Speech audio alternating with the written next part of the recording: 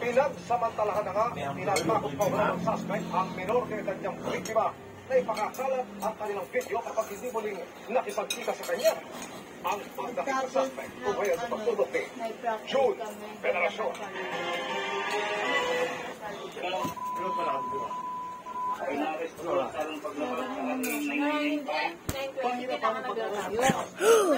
Oh God, I'm gonna be a robber again.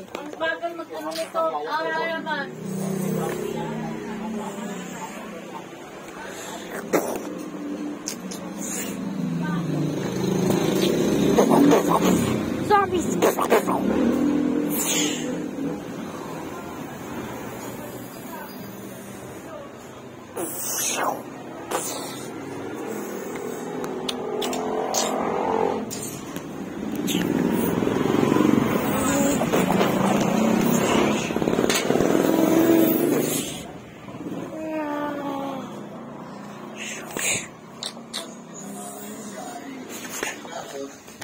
Pinagsamantalahan. So, hindi pa alam ng bata, ito ay sino na ng video. Ilang linggo lumipas, makaranotang nakakasa. Ipinadala ng suspect ang video sa biktima. Kapag bantang, ipapakalat kung hindi muling makikipagkita sa kanya. Nagsumbong ang biktima sa kanyang ina, kaya nalaman ng mga pulis. Dito na nagsagawa ng operasyon itong Miyerkules. Maharap sa reklamong rape ang suspect. At iba pang naunang criminal complaint na naisampa laban sa kanya, gaya ng grave coercion. Sinusubukan pa namin siyang makuha ng pahayag. Para si Jermaine, That's not even a real video. June Veneracion, nakatutok 24 oras.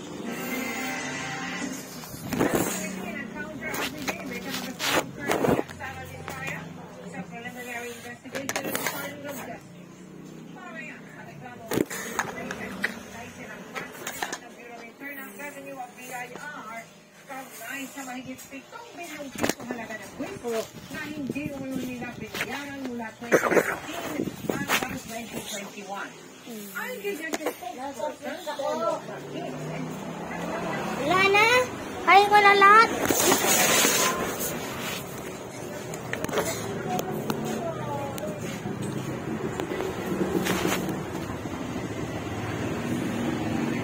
Gotta get that gun.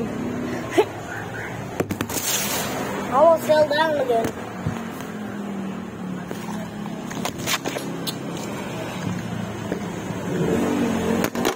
Oh my God! I did it from the first try. Oh my God! I did it for the first try. Okay.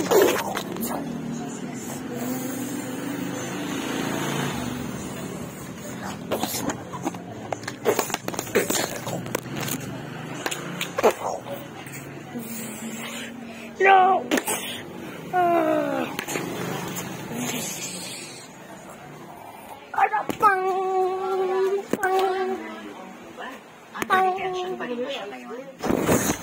Ngayon po si Cassandra Lee, Oh my God!